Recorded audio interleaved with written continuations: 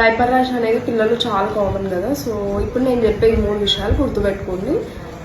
Hello, I'm doctor Radhika, homoeopathic physician. First వచ్చేసి diaper hygiene అండి. So వాళ్ళకి ఎక్కువగా లాంగ్ అవర్స్లో ఒకటే డైపర్ని ఉంచడం, లేదంటే దాన్ని వెట్ అయ్యి ఎవరికి వెంటనే మార్చకపోవడం వల్ల వాళ్ళకి ర్యాషెస్ అనేవి వస్తాయి ఈజీగా. సో అది ఫ్రీక్వెంట్గా చెక్ చేసి ఉండాలి.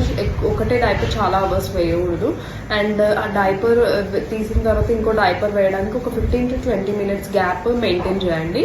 సో సెకండ్ వచ్చేసి డైపర్ సైజ్ అండి. సో 8 kgs బేబీ ఉన్నాడు అనుకోండి, 8 to 12 kgs సైజ్ది తీసుకోవాలి. అది వాళ్ళకి కంఫర్టబుల్గా ఉంటుంది. సో డైపర్లో కూడా ఫ్రిల్స్ అనేవి ఉంటాయి కదా, అవి ప్రాపర్గా ఓపెన్ చేసి పెట్టాలి. ఎందుకంటే ఎక్కువగా ర్యాషెస్ ఆ ఏరియాలోనే వస్తాయి. సో థర్డ్ వచ్చేసి డైపర్ ర్యాష్ ట్రీట్మెంట్ అండి. సో ఎప్పుడైతే ఇది స్టార్ట్ అవుతుంది అని మీకు అనిపించిందో డైపర్ ఫ్రీ టైంని మెయింటైన్ చేయడానికి ట్రై చేయండి. తర్వాత మైల్డ్గా ర్యాష్ ఉంటే కొబ్బరి నూనె అట్లా అప్లై చేయండి.